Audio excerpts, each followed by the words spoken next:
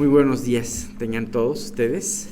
Les recuerdo que antes de comenzar, para los que no habían llegado, por favor pongan sus celulares en modo silencioso.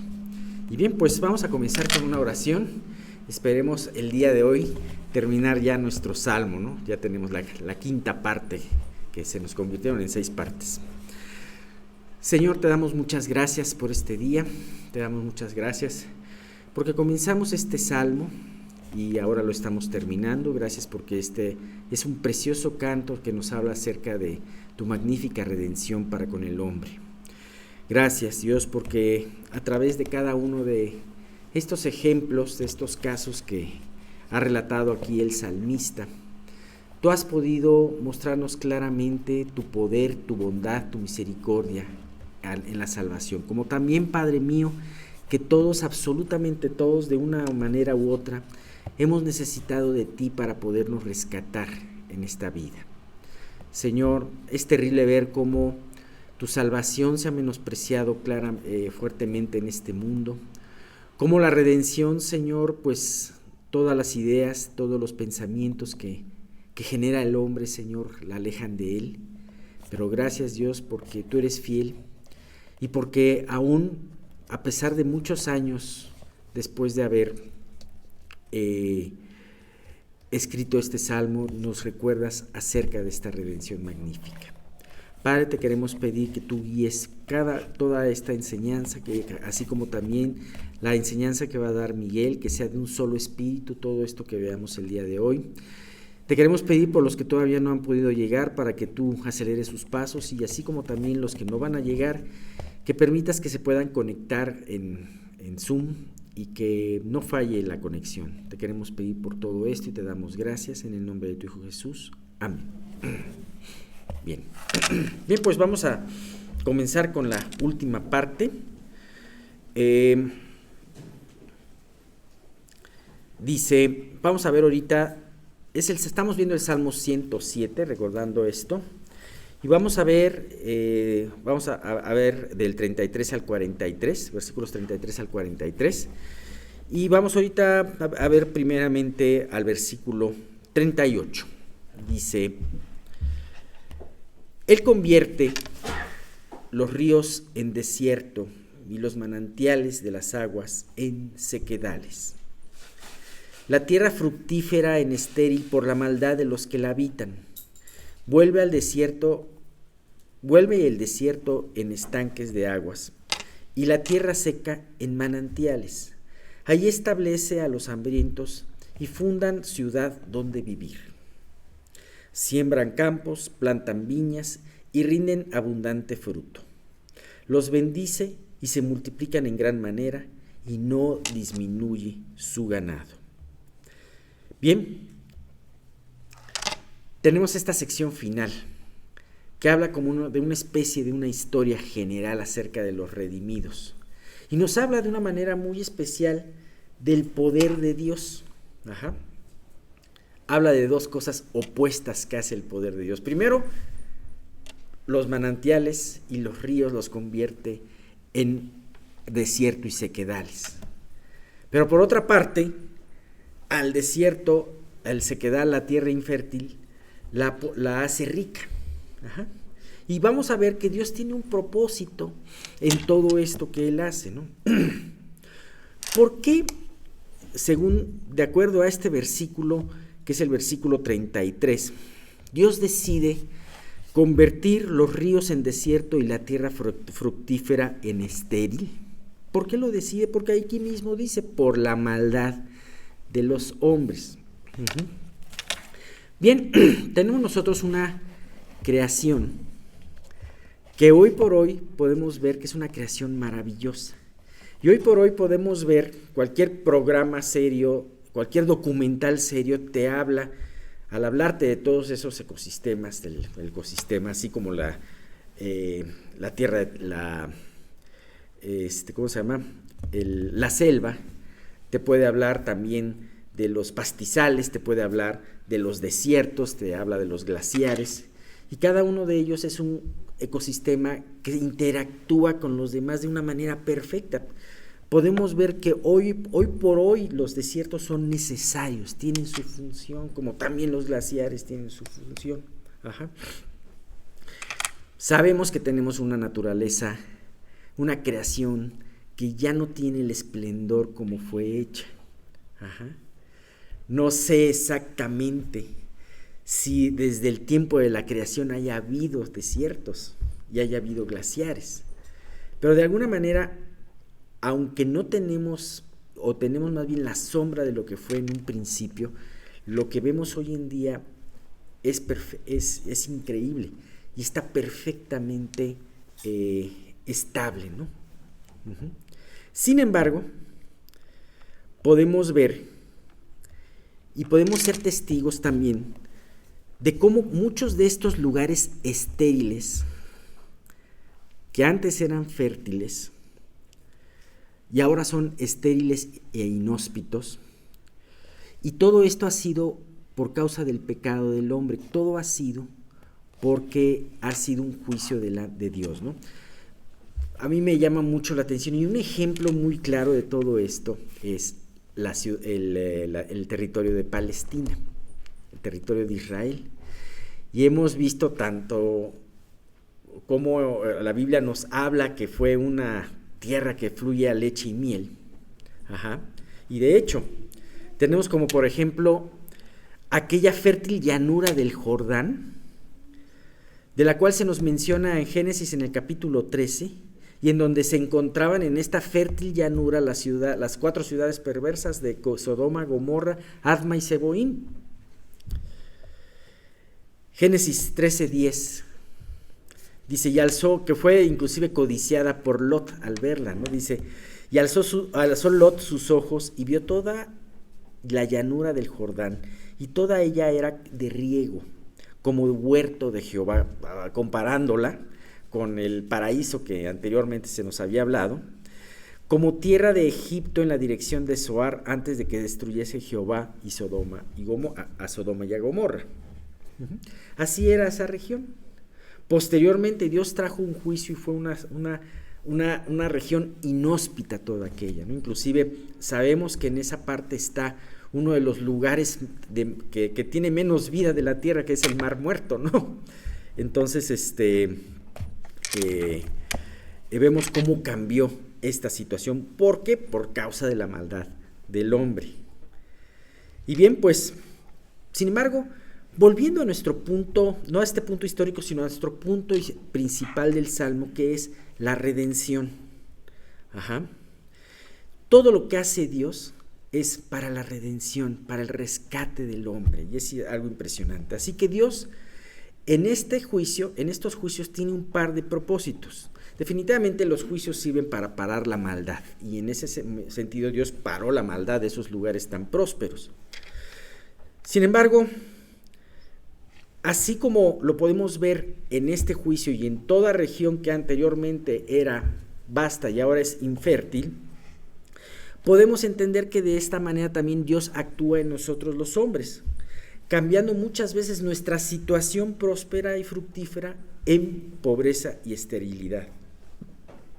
Primeramente, Dios trata con la idolatría.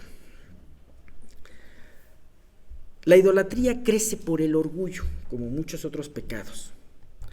Y básicamente, cuando una persona es muchas veces bendecida materialmente, debido a su orgullo, el ser bendecido materialmente no es algo malo, pero el problema es cuál es la reacción de la persona. Y muchas veces el ser bendecido materialmente, combinado con el orgullo que tiene la persona dentro de sí misma, hace que la persona no voltee a ver a su creador. Se nos ha hablado de muchas veces que el hombre, nosotros nos quedamos con la bendición y dejamos a un lado al que nos bendijo, ¿no? Entonces, cuando da este problema, empezamos a concentrar nuestra vista en nosotros mismos y en las riquezas que Dios nos ha dado. Como decía, concentramos la vista en la bendición y no en el que bendice. Tenemos de todo esto un relato fatal y triste en lo que puede pasar con esto. Un relato de una persona que fue bendecida materialmente. Está en Lucas 12, del 19 al 20, y dice, ¿se acuerdan el hombre que había sido prosperado y que quería hacer sus graneros más grandes, ¿no? Y dice este hombre, y diré a mi alma, alma, muchos bienes tienes guardados para muchos años. Repósate, come, bebe, regocíjate. O sea, él estaba poniendo sus ojos en esos bienes y estaba poniendo sus ojos en sí mismo. Fíjate, ya tienes mucho, entonces disfruta la vida. Ajá. Pero Dios le dijo, necio, esta noche vienen a pedirte tu alma y lo que has provisto, ¿de quién será? ¿Sabes? Como nada, este relato que nuestro Señor Jesús nos habló, habla de la bancarrota espiritual. Creo que todos nosotros tenemos miedo de tener bancarrota tanto personal como en la compañía donde trabajemos, ¿no? Creo que cada uno de nosotros tememos quedarnos sin nada, con una cuenta en ceros, y no solamente eso, con un montón de deudas que no tengamos forma de pagarlas. Eso es la bancarrota. Ahora imagínate lo peor de todo, la peor de todas las bancarrotas es la bancarrota del alma. Y este hombre definitivamente tenía un muy buen estado material, sin embargo nunca se había preocupado por las riquezas espirituales. Y ese día venían a pedirle cuentas. Dice, ¿quién va a disfrutar por lo que trabajaste? Aquello que distrajo tu mente de las cosas eternas. Te quedaste sin nada.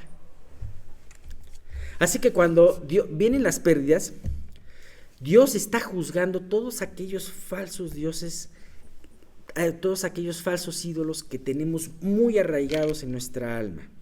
Sí, nos gusta la comodidad, nos gustaría tener una cuenta bancaria con pocos ceros a la derecha, ¿no? No nos gusta tener que padecer una pequeña incomodidad, ¿no? Pero sin embargo son aquellas pequeñas situaciones las que les permiten a Dios remover los grandes ídolos en nuestra vida. ¿Cómo sabemos que no tenemos un ídolo en el dinero? Podemos decir, no, espérame, nosotros no tenemos un ídolo en el dinero. Al contrario, yo trato de aportar, yo trato de hacer, y qué bueno. Sin embargo, va a llegar la prueba en donde Dios te pueda mostrar que sí tienes un problema con el dinero, que sí tienes un problema con tu comodidad, ¿no? Cuando te sacan de tu rutina, cuando te sacan de tu comodidad, ¿te enojas? Si te enojas, entonces quiere decir que ahí hay un problema. Y gracias a Dios, porque muchas veces Dios permite que nos saque de esa comodidad, ¿no? Bien, entonces, en primer lugar, por el cual Dios hace que una tierra estéril, una tierra fecunda, un lugar rico se convierta en pobre, es para remover los ídolos. En segundo lugar, cuando Dios convierte nuestra tierra fértil en estéril, Él nos está dando la oportunidad de meditar en lo eterno, en lo que verdaderamente vale la pena. Este hombre del que hablamos en Lucas 12, del que nos relataba Jesús, tuvo una desgracia, la peor de las desgracias. Nunca se dio la oportunidad, nunca tuvo la oportunidad de pensar en lo verdaderamente importante, sino que todo era negocios, todo era riqueza, todo era alcanzar metas aquí en la tierra. Sin embargo, nunca volteó a ver que después de la tierra hay una eternidad. ¿Sabes? Es en estas pérdidas donde tenemos la oportunidad de voltear a ver nuestro camino y meditar si realmente nuestros ojos están puestos en Cristo o están puestos en las riquezas. Si nuestro jornal está puesto en saco roto, podemos entonces meditar por qué es esto, cuál es el origen, ¿no? Esto del saco roto lo sacamos de Ageo 1:5-6, me impresiona, ¿no? Ustedes los que conocen del libro de Ageo, saben que empieza este libro con una reconvención, con una reprimenda de Dios hacia el pueblo, diciendo, o sea, el pueblo había estado reconstruyendo el templo, empezó reconstruyendo el templo, pero después fueron asustados, fueron amedrentados y no hicieron nada por seguir, sino que empezaron a construir sus propias casas y ponerlas bonitas y empezaron a invertir en sus propias vidas, pero dejaron, eso no es malo, o sea, tener una casa bonita, pues claro que es bueno, qué padre que la puedas tener. Sin embargo, el problema es que dejaron a un lado la obra de Dios. Ese es el punto. Y entonces ellos, el problema es que no se daban cuenta. Y entonces empezaron a pasar por situaciones en donde que eran ciertas situaciones de disciplina y ellos no se daban cuenta que estaba pasando eso. Entonces, en la misericordia y en el poder redentor de Dios, les trajo un profeta que les habló lo que estaba pasando. Y dijo Ageo en capítulo 1, versículo 5-6, pues así ha dicho Jehová de los ejércitos, meditad bien sobre vuestros caminos. O sea, si las cosas están yendo mal, medita. Sembráis mucho y recogéis poco. Coméis y no os saciáis. Bebéis y no quedáis satisfechos. Os vestís y no os calentáis. Y el que trabaja a jornal, recibe su jornal en saco roto. O sea, como quien dice, recibe muchas veces su quincena y antes del primer día ya se fueron 3/4 partes de la quincena, ¿no? ¿Dónde quedó? No sabemos. Pero dice, medita, ¿qué está pasando, no? Eclesiastés 7:14 nos habla también de meditar en los tiempos buenos y tiempos malos. Lo conocen muy bien ustedes. En el día del bien goza del bien, y en el día de la adversidad considera. Dios hizo tanto lo uno como lo otro a fin de que el hombre nada halle después de él. Así que podemos hablar de una manera en general en la humanidad, ¿por qué Dios permite que una región fructífera se convierta en estéril? En nuestro país podemos ver muchas regiones así. A veces cuando hay comparaciones con las fotos aéreas de lo que son los bosques y todo eso, te da escalofrío de ver lo terrible que estamos. Pero aquí lo más importante es ver qué está pasando en nuestras vidas. ¿Por qué esas regiones, por qué eso se está convirtiendo en estéril, ¿no? Bueno, tenemos adelante otros versículos del 35 al 38 que nos hablan de lo contrario. Dice, vuelve el desierto en estanques de aguas y la tierra seca en manantiales. Ahí establece a los hambrientos y fundan ciudad en donde vivir.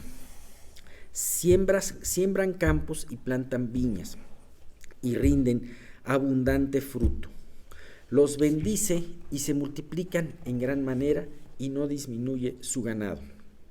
Bien, aquí de los versículos 35 al 38 vemos que Dios utiliza su poder redentor, pero de otra manera, de una manera opuesta a lo que habíamos visto en los primeros versículos. Y esto es más fácil de entender porque sabemos, claro, Dios es misericordioso y bondadoso, entonces desde luego Él lo que desea en su voluntad es que, bien amado, yo deseo que tú seas prosperado, que te vaya bien, así como prospera tu alma. Fíjate que ese versículo que aparece, que es una bendición de Juan al amado, está en 3 de Juan, habla de una cosa muy importante. Si Dios desea, yo deseo que tú seas prosperado en todo. La voluntad de Dios es que tú vivas bien. Pero dice, así como prospera tu alma. ¿Cuál es el objetivo principal de Dios a través de las situaciones que trae a nuestras vidas? Que prospere nuestra alma. Voy a tener que hablar un poquito más fuerte. Que prospere vuestra alma. Ese es el objetivo más importante de Dios. Entonces, si Dios trae sequía a tu vida, es porque Él quiere que tu alma prospere. Si Dios trae bonanza a tu vida, también su objetivo es que tu alma prospere, ¿no? Ahora, fíjate cómo dice aquí, los hambrientos, ¿no? Me llama mucho la atención porque habla en esta parte del pueblo de Dios como hambrientos. Y sí, efectivamente, muchas veces el grupo que desea a Dios es el grupo de los que tienen hambre. Y Dios de alguna manera lo dijo en unos versículos. Por ejemplo, vamos a ver Isaías, ustedes no lo lean ahorita, obvio, pero Isaías 49:10, fíjate qué versículo tan hermoso, dice: no tendrán hambre ni sed, ni el calor ni el sol los afligirá, porque el que tiene de ellos misericordia los guiará y los conducirá a manantiales de aguas. Así que esa es la voluntad de Dios. No tendrán ni hambre ni sed. Llama a los hambrientos, llama a los sedientos, ¿no? Lucas 6:21 dice: bienaventurados los que ahora tenéis hambre, porque seréis saciados. Bienaventurados los que ahora lloráis, porque reiréis. Este es un salmo en donde se habla del pueblo de Dios como esa nación de Israel. Les había comentado en alguna ocasión que era muy probable que este salmo se hubiese escrito para los judíos en el destierro, en ese primer destierro en Babilonia. Entonces, de alguna manera, a través de lo que estamos viendo, se hace también una remembranza de cuál es la historia de Israel. Y podemos ver a través de la historia de Israel la redención que Dios trajo a su pueblo, ¿no? ¿Cómo los llevó a los israelitas de un lugar de esclavitud en Egipto? Pasaron después de ese lugar de esclavitud por un terrible desierto hasta que finalmente los pudo introducir en la tierra de la promesa.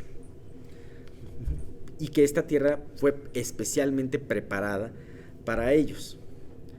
Una tierra que dice fluía leche y miel, simbolizando con esto la riqueza y la prosperidad. Este lugar sería su habitación permanente. Ellos dejarían, Egipto era el lugar donde estaban ellos esclavos, el desierto era donde deambulaban y finalmente llegarían a establecerse a su lugar permanente en la tierra prometida. De la misma manera, Dios nos ha sacado de la esclavitud de nuestro pecado y de la falta de esperanza. Ahora somos libres. Sin embargo, ahora estamos como Israel en el desierto en nuestro peregrinar. No estamos en nuestra casa, no estamos en nuestras moradas. Así que el peregrinar de esta vida se asemeja grandemente a ese peregrinar de Israel en el desierto, hasta que en el tiempo determinado, así como Israel fue introducido a la tierra prometida, también nosotros en su momento seremos introducidos a esas moradas eternas que Jesús nos prometió. Juan 14:2, que lo conocen muy bien también, dice: en la casa, Jesús les dijo esta promesa a sus discípulos: en la casa de mi Padre muchas moradas hay. Si así no fuera, yo os lo hubiera dicho. Voy pues a preparar lugar para vosotros. Bien, conociendo que Dios nos ha sacado de ese lugar de esclavitud y nos lleva hoy en día, en este momento, a estar en ese peregrinar en nuestra vida, como si estuviésemos en ese desierto en el que estuvo Israel. Entonces, si tenemos esto en mente, entonces no pretendamos hacer de este desierto nuestra habitación, porque este desierto es nuestra habitación temporal. No pretendamos establecernos en este desierto, sino que veamos verdaderamente todo esto con la perspectiva que Dios nos está ofreciendo. Es decir, tu vida no es la que estás viviendo ahorita, la verdadera vida a la que te llama Dios no es la que estás viviendo ahorita. No te entretengas con cosas que no valen la pena, sino lo más importante es camina en este peregrinar pensando que tu verdadera morada es en la eternidad. Bien, pues vamos a quedarnos aquí. Nos queda ya 3 versículos, pero si los damos ahorita nos vamos a dilatar mucho. Pero creo que Dios nos ha dejado algo importante con lo cual pensar. Bien, pues vamos a continuar con nuestro estudio de los dones espirituales. Recuerden, estábamos en el capítulo 4 de Efesios. Y este es un capítulo muy interesante porque, aunque nos confirma algunos dones, va en avance de acuerdo al ministerio de cada persona. Entonces, esta parte que vamos a ver hoy ya empieza a hablar de los creyentes. A mí me gustaría introducir con este versículo, con este pasaje de Isaías 52:7, que dice así: «Cuán hermosos son sobre los montes los pies del que trae alegres nuevas». ¿No? Sí. Yo veo bien así. Es para que te veas. Ah, perdón, pero... Ya lo conocemos de él. «Cuán hermosos son sobre los pies, sobre los montes, los pies del que trae alegres nuevas, del que anuncia la paz, del que trae nuevas del bien, del que publica salvación, del que dice a Sión, tu Dios reina». Este pasaje debe ser un aliento para todos nosotros, porque así es como Dios ve a cada persona que le sirve. Yo sé que nosotros nos vemos a cada uno generalmente a la luz de nuestros defectos, de nuestros errores, de nuestros fracasos, pero se nos olvida constantemente que Dios nos ve perfectos en Cristo. Y se nos olvida además que aquel que decide servirle de corazón para glorificarlo a Él, Dios lo ve de esta manera. Si no, no existiría este pasaje que Pablo repite también en el Nuevo Testamento. Entonces, sabiendo este privilegio o cómo Dios nos ve, nosotros deberíamos de aprender a quitar los ojos de nosotros mismos y enfocarnos en el plan eterno de Dios, ya que el único propósito de nuestra iglesia o de la iglesia de Cristo es anunciar el evangelio a ese mundo incrédulo que se va corrompiendo cada día más y más. Los que hemos vivido más tiempo nos damos cuenta perfecta de cómo año tras año, década tras década, las cosas van siendo cada día peores. La humanidad, así como le pasó a Israel, va rechazando cada día más a Dios y cada día se va hundiendo más en el pecado y en la ceguera espiritual. Sin embargo, la esperanza de la humanidad precisamente somos los creyentes. Recuerden cómo dice en 2 de Pedro 3:9: «Mas vosotros sois linaje escogido, real sacerdocio, nación santa, pueblo adquirido por Dios para que anunciéis las virtudes de aquel que os llamó de las tinieblas a su luz admirable». Somos real sacerdocio. No es sacerdote el que estudia en una academia o en un lugar, sino todo aquel que nace del Espíritu, que se convierte en hijo de Dios, automáticamente es habilitado como un sacerdote para Dios, para poder transmitir las verdades del reino. Obviamente, cuando una persona no es salva, no puede fungir como sacerdote porque ni siquiera conoce a Dios, ni siquiera entiende las verdades del reino. Pero si tú ya tienes una relación con Dios, si tú ya sabes la importancia del Evangelio eterno, entonces sabrás también el objetivo de la humanidad. Jesús lo dijo: esta es la vida eterna, que te conozcan a ti, el único Dios verdadero, y a Jesucristo a quien has enviado. Ese es el objetivo. Para eso fuimos creados, para conocer a nuestro Señor. Entonces, haciendo este planteamiento, recordando la posición que Dios nos ha dado y el objetivo de nuestra vida como domingo tras domingo recordamos. Yo espero que se nos quede grabado que no hay otro propósito que este, y todo lo demás son vanidades ilusorias que nos van a desviar del camino de la verdad. Efesios 4:12 dice lo siguiente: a fin de perfeccionar a los santos para la obra del ministerio, para la edificación del cuerpo de Cristo. Para servir a Dios, lo primero que nosotros necesitamos es que Él nos vaya perfeccionando. ¿Qué quiere decir esto? En el diccionario dice que sea hecho apto o completo. Apto o completo. ¿Para qué? Para servir a Dios, para volver a la situación de lo que Dios quiso para la humanidad, hacer a un lado el pecado y vivir en la obediencia. Dios quiere que todos los creyentes vivamos en obediencia. Todos sabemos que nosotros experimentamos muchas luchas respecto a lo que Dios nos revela, no siempre nos gusta, a veces nos rompe nuestros planes, nuestras ideas, y constantemente nos rebelamos a Él.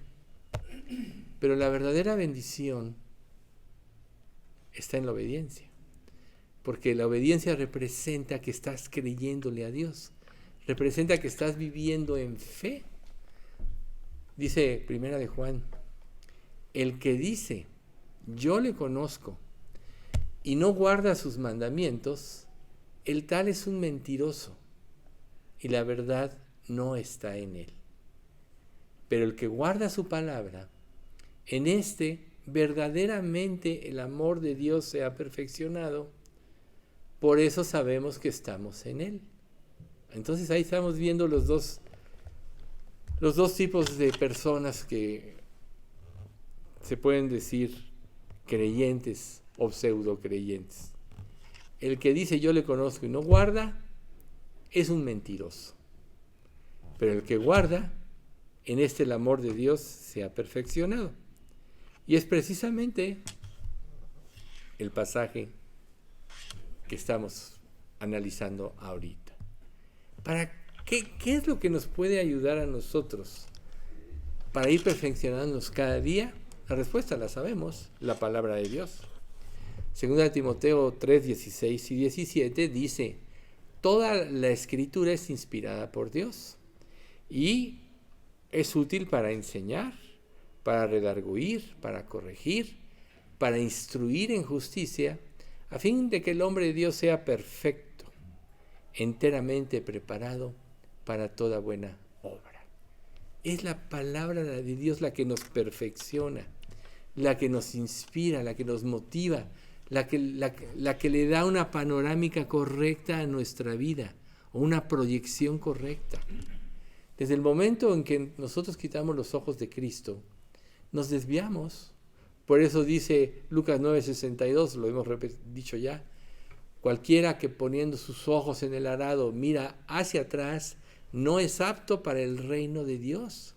Nosotros, como dice Hebreos 12, tenemos que vivir teniendo los ojos puestos en Jesús, el autor y consumador de la fe.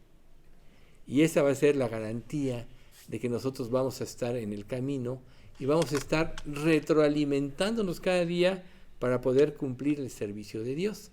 Y si nosotros estamos en este camino, miren lo que dice Juan 15 del 3 al 5. Ya vosotros estáis limpios por la palabra que os he hablado. Permaneced en mí y yo en vosotros. Como el pámpano no puede llevar fruto por sí mismo si no permanece en la vid, así tampoco vosotros si no permanecéis en mí. Yo soy la vid, vosotros los pámpanos. El que permanece en mí y yo en él, éste lleva mucho fruto, porque separados de mí nada podéis hacer. ¿Ven ustedes? Entonces es una ilusión. Aquel que piensa que puede servir a Dios en sus propios términos, aquel que piensa que puede ser perfeccionado por sus propias obras, por su propio criterio, fuera de lo revelado por Dios en su palabra. Es su palabra la que nos limpia, nos purifica, nos ubica y nos encausa por el camino correcto, y esto es lo que es la perfección. Recuerda, si tú dices que estás en Cristo y no obedeces, eres un mentiroso. Si obedeces, estás confirmando que estás en Él. Esa es la diferencia. ¿Y qué es el segundo punto que nos marca este pasaje que estamos analizando? Santos. Por supuesto que todos nosotros sabemos que santo quiere decir apartado para Dios. No es la figura que nos enseñaron en la religión. Santo es el que se convierte a Cristo y Dios lo santifica por medio de limpiarlo con la sangre de Cristo y de que el Espíritu haga su morada en él. Y nadie que sea santo puede cumplir la obra del ministerio. Tiene que ser llamado. El ser llamado representa ser un discípulo fiel a lo que Dios revela y seguidor de Cristo, sin obstáculo, sin restricción, sin oposición alguna. Por ejemplo, los creyentes de Éfeso, estamos viendo capítulo 4 de Éfeso, pues ellos tenían una excelente reputación. Sabemos que vivían para Cristo. El capítulo 2 de Apocalipsis les da un testimonio, ¿sí? Que habían cumplido la palabra, que habían probado a los que decían ser apóstolos y no lo eran, pero les faltaba un detalle, yo creo el más importante: habían perdido su primer amor. ¿Por qué causa puede una persona dejar de amar a Jesucristo? Por no creerle, por no creer en sus planes, por no creer que la vida que Dios proyectó o destinó para que cada uno de nosotros viviera en este mundo va de acuerdo a su plan perfecto. Y su plan perfecto es santificarnos. Por eso desde que recibimos a Cristo podemos ser llamados santos, ¿verdad? Pero Dios quiere que nosotros vivamos de tal manera que podamos influir a este mundo. No que el mundo nos influya a nosotros, que es lo que por la desvirtuación del verdadero cristianismo está sucediendo. El cristianismo está llegando a ser menospreciado en muchas partes por el falso testimonio de iglesias falsas, de falsos pastores que ni viven lo que predican y además predican un falso evangelio. Cambian los verdaderos motivos de Dios. Creo que cada uno de nosotros necesita, para afianzarse en el camino, seguridad. Necesitamos seguridad. Y nunca vamos a tener seguridad si no creemos que la palabra de Dios es verdad, si no creemos que Él tiene un plan perfecto para la vida de cada uno de nosotros, el cual predestinó desde antes de la fundación del mundo que habríamos de vivir, si no creemos que Él es bueno y que nos está dando el privilegio, no nada más de haber existido en este mundo, sino también seguir el camino de Cristo, como dice Filipenses 1:29. Porque a vosotros se os es concedido, por causa de Cristo, no solo que creáis en Él, sino que también padezcáis por su nombre. Si analizamos un poco este pasaje, veremos que la primera frase es: a vosotros se os es concedido, como un privilegio, como algo especial, el poder servirle a Dios. ¿Qué haces tú viviendo tu propia vida, teniendo objetivos diferentes a los de Dios? ¿No acaso en un futuro no muy lejano, cuando Dios nos llame a su presencia, nos está diciendo que seremos coherederos de Cristo, de todas las cosas? ¿Por qué no te sientes millonario como hijo de Dios? ¿Por qué no te sientes dueño de todo el universo junto con Cristo? La falta de eso te lleva a tomar tu vida en tus manos. A lo mejor me preguntarás: oye, pero sí soy heredero, pero mira cómo estoy viviendo. Ahí estoy pasando las pasando lo difícil, etcétera. Bueno, recuerda que para heredar el reino estamos bajo tutores y cuidadores hasta que llegue el momento en que heredemos el reino. Ahorita Dios nos está preparando para heredar el reino. Imagínate que tú te presentaras delante de Dios sin creerle o con áreas de inconstancia en tu vida. ¿Cómo podrías representarlo o glorificarlo? Nosotros estamos puestos en este mundo para glorificar a Dios principalmente. Y desde que conocemos a Cristo, el objetivo de nuestra vida ha de ser glorificarle. Y si ha de ser glorificarle, entonces tenemos que vivir para Él, seguir su testimonio y sus mandatos. Por eso Dios nos pide a través de Pablo, inspirado por el Espíritu Santo, en 1 de Corintios 15:58, dice: así que, hermanos míos, amados, estad firmes y constantes, creciendo en la obra del Señor siempre, sabiendo que vuestro trabajo en el Señor no es en vano. Fíjate lo que Dios está diciendo en un pasaje como esto. Tu trabajo para el Señor no es en vano. A lo mejor en esta vida no vas a sufrir, no vas a vivir ninguna recompensa, ningún reconocimiento. No te debe importar si estás viviendo para agradar a Cristo. De hecho, el día que Dios juzgue la obra de cada uno va a haber muchas sorpresas. Porque a lo mejor la persona aparentemente más insignificante, que nadie le hacía caso, se va a llevar más coronas que aquel que se sentaba y predicaba y todos lo admiraban o pensaban: mira cómo Dios lo usa. O sea, Dios ve el corazón. Dios ve a quien verdaderamente le ama y quiere vivir. Por eso son tan importantes nuestras oraciones. Sientes que no tienes ahorita una catapulta o un impulsor para servir a Cristo, ponte a orar, pídele que te use, ponte a orar por tu iglesia, ponte a orar por todos los demás y quizá te lleves sorpresas.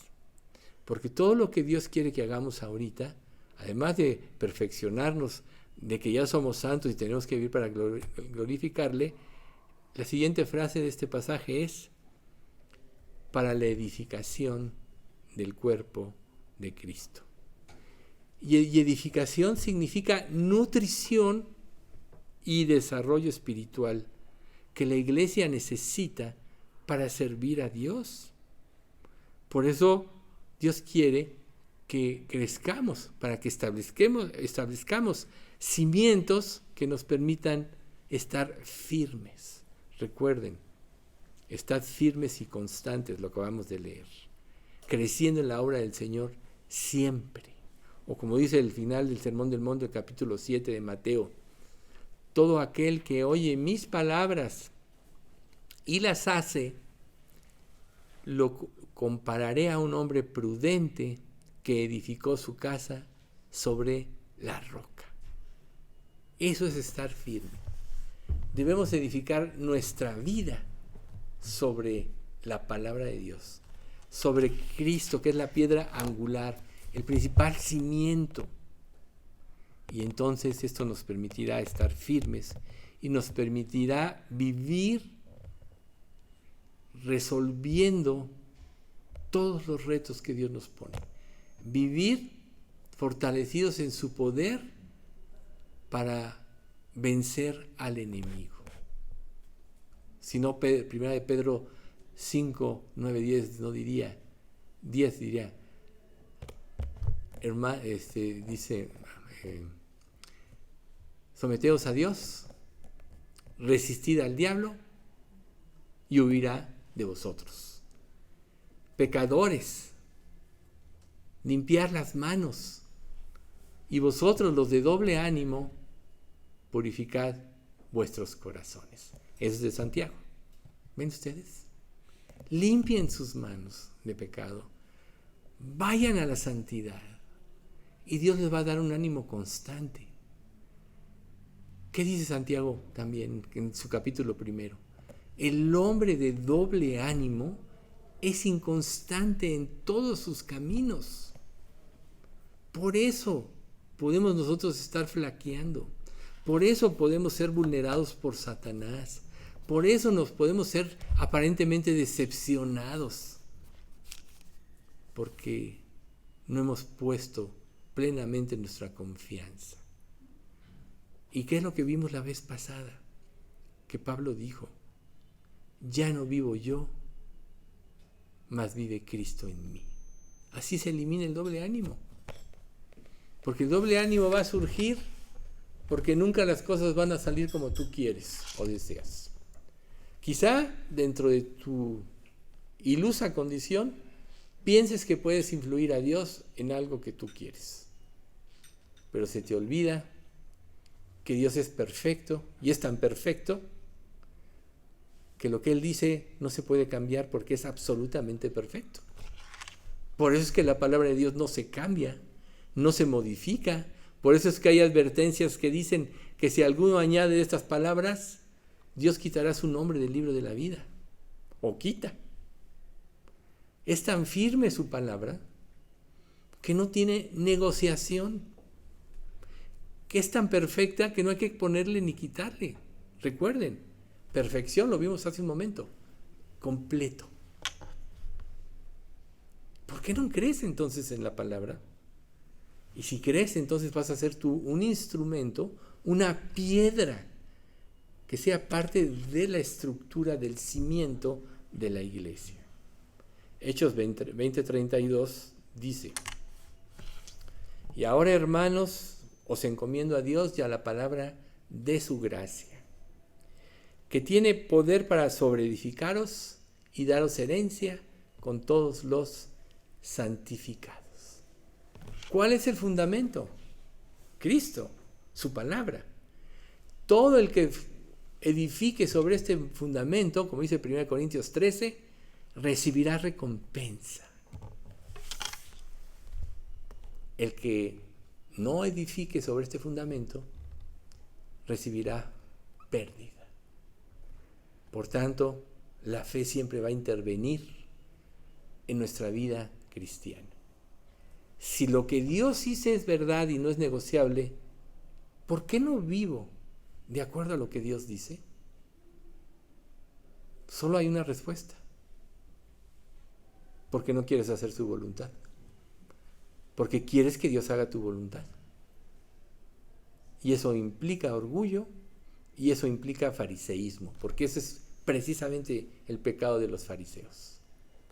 Que vino Jesús a enfrentarnos a su pecado, a romperle sus planes y a romper la estructura sobre la cual vivían.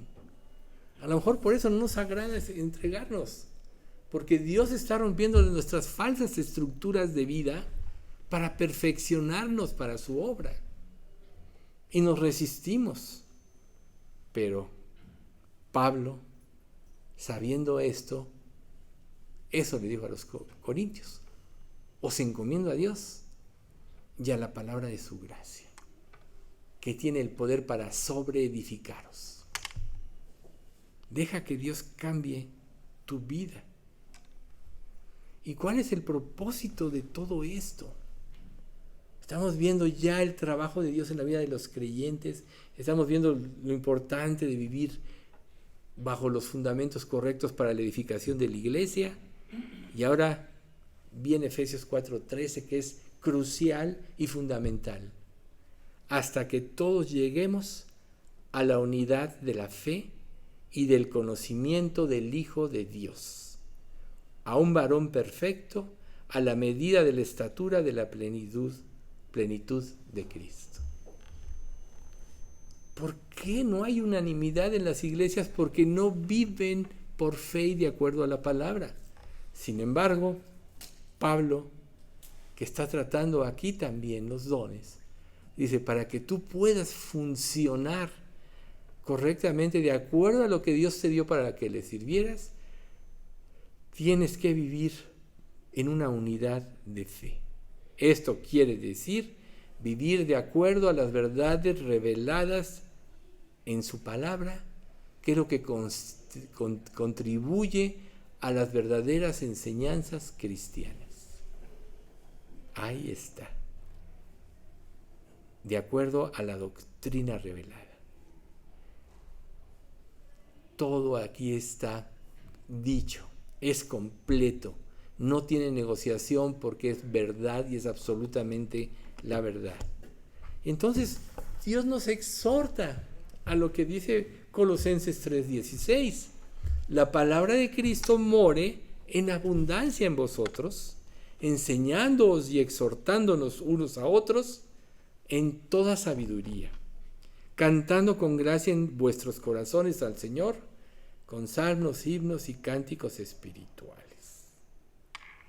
La unidad solo se va a lograr cuando hay armonía en todos los creyentes. Y esta armonía, cuando todos están llenos de la palabra y la palabra de Dios rige sus vidas, han tomado su cruz, se han negado a sí mismo para seguir la voluntad de Dios y no tienen otro objetivo en su vida que servir a Cristo. Y toda esta unidad nos va a retroalimentar para estimularnos al amor y a las buenas obras, como dice Hebreos, como dice este pasaje, para el conocimiento del Hijo de Dios. Cometemos errores porque no conocemos profundamente a Cristo. Vivimos una vida superficial todavía y pensamos que así podemos abstraer las verdades profundas del Evangelio. Algo que me admira mucho de Paul Washer, precisamente es que él dice: yo me he dedicado a estudiar el Evangelio. Oye, pero si el Evangelio te los lees en un ratito, ¿no? El Evangelio es lo más importante. Las cartas doctrinales son un complemento, pero los Evangelios revelan la vida de Jesús, el Hijo de Dios. Tan grande es que por eso Juan dijo: y Jesús hizo muchas otras cosas que pienso que si se escribieran no cabrían los libros en el mundo para contenerlas. Entonces, cuando nosotros no seguimos a Dios como debemos hacerlo, solo hay una razón: vivimos una vida cristiana superficial, cuando lo más importante es el conocimiento del Hijo de Dios. Cuando vas a la palabra de Dios, precisamente eso tienes tú que hacer. No nos vayan a incendiar, ¿eh? Eso tienes tú que hacer. Conocer a Dios. Y no se refiere al conocimiento de la salvación, sino al conocimiento profundo de Cristo. ¿Estamos de acuerdo que Dios es infinito? Claro que sí. Por tanto, nunca, ni siquiera cuando estemos con el Señor, acabaremos de aprender por toda la eternidad, por los siglos de los siglos, de Dios. Porque Dios es infinito. Pero qué hermoso privilegio nos ha dado Dios, que nos ha dejado su palabra para edificarnos y darnos herencia con todos los santificados. Recuerda, grábate esta frase: el conocimiento profundo de la vida de Cristo y de la palabra de Dios va en función de tu crecimiento espiritual. Y tu crecimiento espiritual va en función del sometimiento de tu voluntad a lo revelado por Dios en su palabra. ¿Qué quiere decir? Que mientras más te entregues, tu comprensión de las verdades profundas de la palabra de Dios irá en aumento. Y si estamos hablando de servir a Cristo a través de los dones, imagínense ustedes cómo podemos servir a Dios en la medida que crezcamos en la fe y el amor. Por eso es tan importante el estudio fiel de la palabra de Dios. Por eso es tan importante. O sea, no hay cosa más importante. ¿Qué tan importante es para ti los estudios de los miércoles? Los estudios de domingo, así están para que aprendamos. Imagínate si tú ignoras lo que estamos estudiando, ¿cuántas lagunas no puedes tener en tu vida? Fíjense lo que dice Filipenses 3 del 8 al 10 y luego el 12. Y ciertamente, aún estimo todas las cosas como pérdida por la excelencia del conocimiento de Cristo Jesús, mi Señor, por amor del cual lo he perdido todo y lo tengo por basura para ganar a Cristo y ser hallado en Él, no teniendo mi propia justicia, que es por la ley, sino la justicia que es por la fe de Cristo. La justicia que es de Dios por la fe, a fin de conocerle y el poder de su resurrección y la participación de sus padecimientos, llegando a ser semejante a Él en su muerte. Y luego el 12. No que lo haya alcanzado ya, ni que ya sea perfecto, sino que prosigo, por ver si logro hacer aquello por lo cual fui también asido por Cristo Jesús. Entonces, de acuerdo a la luz de este pasaje, lo primero que tienes que quitarte es tu propia justicia. O sea, ¿qué dice ahí? ¿Qué dice Isaías 64:6? Si bien todos nosotros somos como suciedad, y todas nuestras justicias como trapo de inmundicia, y caímos todos como la grana, y nuestras maldades nos arrastraron como el viento, por el viento. O sea, es basura. Como dice Pablo, lo que para mí era ganancia lo he estimado como pérdida. Entonces, estamos en ese proceso de perfeccionamiento, de santificación, aunque ante Dios nos ve perfectos en Cristo, para servirle, para glorificarle. Colosenses 1, 9 y 10 dice: por lo cual también nosotros, desde el día que lo oímos, no cesamos de orar por vosotros y de pedir que seáis llenos del conocimiento de su voluntad en toda sabiduría e inteligencia espiritual, para que andéis como es digno del Señor, agradándole en todo, llevando fruto en toda buena obra y creciendo en el conocimiento de Dios. Es obvio que mientras más conozcas a Cristo, más fruto vas a llevar. ¿Por qué?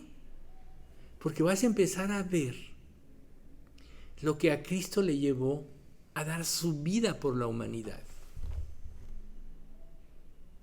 Dios pudo haber destruido a Adán y a Eva al momento de desobedecer. Él ya sabía que iba a suceder esto. Pero Dios nos crió para darnos una vida más alta y una mejor relación de criatura y creador, sino de padre a hijo. Como dice el capítulo 17 de Juan, toda esa hermosa oración. Quiero que donde yo estoy, ellos también estén. Quiero que como tú y yo somos uno, ellos también sean uno. Mientras más esto sea realidad en una vida, vas a dejar de verte a ti mismo y a tus intereses vanidosos, volátiles, irás siendo cada día más semejante a Cristo. El conocimiento de Dios es básico para que vivamos para Él. Luego, vamos a 1 de Juan 2, del 12 al 14. Os escribo a vosotros, hijitos, porque vuestros pecados os han sido perdonados por su nombre. Os escribo a vosotros, padres, porque conocéis al que es desde el principio. Os escribo a vosotros, jóvenes, porque habéis vencido al maligno. Os escribo a vosotros, hijitos, porque habéis conocido al Padre. Os he escrito a vosotros, padres, porque habéis conocido al que es desde el principio. Os he escrito a vosotros, jóvenes, porque sois fuertes, y la palabra de Dios permanece en vosotros, y habéis vencido al maligno. Si ven ustedes este pasaje, nos da una idea del grado de cada creyente. Y todo contribuye a un camino que todos vamos recorriendo. Por ejemplo, los hijos, los recién nacidos, los bebés espirituales, habían experimentado el perdón por medio de Jesús. Ya habían sido liberados de su carga, pero eran como bebés espirituales, sin un conocimiento profundo. Sin embargo, los que eran maduros en la fe, precisamente es porque mantenían una relación con Cristo de mucho tiempo atrás. Esos son los padres. Y los jóvenes son los que están en la lucha contra las tentaciones y contra Satanás, pero habían salido vencedores. ¿Por qué? Porque creyeron en el amor de Dios. Recuerden, antes en todas estas cosas sois más que vencedores por medio de aquel que os amó. Romanos 8, ¿no? Quiere decir que como creyentes, cada nueva etapa de nuestra vida de peregrinaje está edificada sobre un fundamento anterior sobre un fundamento que se va edificando sobre el anterior. Primero, la salvación. A medida que los niños aprenden acerca de Cristo, van creciendo en su capacidad para ganar batallas contra la tentación. ¿Cómo son tus luchas ahorita? ¿Cómo son tus batallas? En la medida que los jóvenes avanzan en su victoria, precisamente maduran en su relación con Cristo.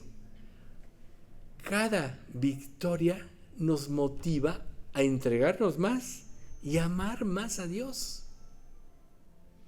Imagínate de lo que te estás perdiendo si tú no estás en este camino. Y obviamente que las personas mayores, después de haber conocido a Cristo durante muchos años, de haber experimentado su amor, de haberlo vivido, han tenido un desarrollo espiritual que les permite instruir a las nuevas generaciones este ciclo de enseñanzas. ¿Ven ustedes? ¿Y a qué va a llevar a cada creyente de acuerdo al nivel que esté? La siguiente frase del pasaje: a la plenitud de Cristo. A la plenitud de Cristo. Dios quiere que cada creyente manifieste las cualidades de su Hijo. Eso es que Cristo sea formado en nosotros. Él mismo es la medida de la madurez y de la perfección espiritual. Jesús es el que debe de vivir en nosotros. Dios quiere que tengamos como creyentes una meta: ser semejantes a Cristo. ¿Sí? Ser semejantes a Cristo, quizá este mundo nos empieza a ignorar. ¿Sí? ¿Cómo ignoraron a Jesús? Pero ¿sabes una cosa? Dios nos va a reconocer. Eso es lo importante. Recuerden, y el que no se halló inscrito en el libro de la vida fue lanzado al lago de fuego. ¿Quién está inscrito en ese libro de la vida? El que Dios ha reconocido. Todo aquel que Jesús decía: el que el Padre me da viene a mí, y el que a mí viene no le echo fuera. Entonces, en la medida que seamos más como Él, en esa medida entenderemos el propósito por el cual fuimos creados en Cristo. Y entonces todo tendrá sentido. Ya no habrá angustia, dolor, incertidumbre. Porque sabes que el propósito que Dios tiene para tu vida es el más glorioso que tú puedes tener. El mejor de lo mejor. Desecha tus planes egoístas, que quizá vayan cargados de vanidad. Cumple el propósito de Dios para tu vida y llegarás al más alto alcance al que te pudiste haber imaginado, como dice Efesios 3:20. Y aquel que es poderoso para hacer todas las cosas mucho más abundantemente de lo que pedimos o entendemos, según el poder que actúa en nosotros. Pero te preguntarás, ¿cómo podemos llegar a ser como Cristo? Ya lo hemos dicho, leyendo y estudiando cada día la palabra de Dios, tomándolo como una palabra viva que tiene el poder para sobreedificarnos, para transformar nuestra alma, nuestro pensamiento, y para que acabemos pensando igual que Jesús, para poner en práctica todas las enseñanzas y que la vida de Jesús se manifieste en ti. ¿Cómo se va a manifestar la vida de Cristo en ti si sigues tus propios caminos? Y entonces vas a sentir que Dios te decepcionó. Señor, no seguiste lo que yo pensaba, me fallaste. Eso le va a pasar a todo aquel que no entienda el propósito de Dios para su vida y que Dios es perfecto y que el plan que Dios tiene para su vida es el mejor de lo mejor. Cuando nosotros ponemos en práctica las enseñanzas, el Espíritu Santo las hace vivas dentro de nosotros. Recuerden, ¿quién inspiró a los profetas y a los apóstoles? El Espíritu Santo. ¿Quién te dio el Espíritu Santo el día que naciste de nuevo? Dios. Por eso empiezas a entender. A mí me decía una persona hace un día o dos, ¿no? Ayer. No, hace 2 días. Es que no entiendo. No, fue el martes. No entiendo. Yo le dije, para que tú entiendas, primero tienes que ver tu condición ante Dios. Pero cuando Dios empieza a actuar con libertad en tu vida, te abre las Escrituras. ¿Se acuerdan aquellos 2 que iban en el camino de Emaús? Venían en sus propios pensamientos de todo lo que había pasado. Y cuando se les acerca Jesús, que obviamente no le conocieron, ¿qué no sabes tú lo que ha pasado? ¿Eres el único forastero aquí que no se ha enterado de todas estas cosas? ¿Y qué sucedió? Que Jesús les empieza a abrir las Escrituras y empezaron a entender. Cristo necesita tu confianza plena para que entiendas. Y si entiendes, ya no va a haber pesar en esta vida, ni dolor, ni incertidumbre, ni insatisfacción. Cuando tú empiezas a contemplar a través de las Escrituras el carácter de Dios y su naturaleza, entonces empieza Él a infundir parte de su vida en ti y es donde puedes ser semejante a Él. ¿Qué puede ser más glorioso que el Creador de todas las cosas? ¿Quién puede tener la mayor fuente de satisfacción que el que te crió? Que tú tengas una relación con Él. Todo lo que experimentas en esta vida que te causa satisfacción, lo que sea, Dios lo planeó. Obviamente, en su voluntad, es como Él lo planeó. Y si la sigues, vas a ser feliz de acuerdo a lo que Él lo planeó. Pero nada de lo creado, recuerda, se puede comparar al Creador. Nada de lo creado. Por tanto, tener una relación con Él creciente va a llenar tu vida de plenitud y es ahí donde no vas a sentir que necesitas nada más. Quizá un día digas lo que dijo Pablo, como no teniendo nada, mas poseyéndolo todo. Porque Dios te va a hacer que disfrutes aún de lo que no tienes. Porque así es Dios. Nosotros pensamos que el poseer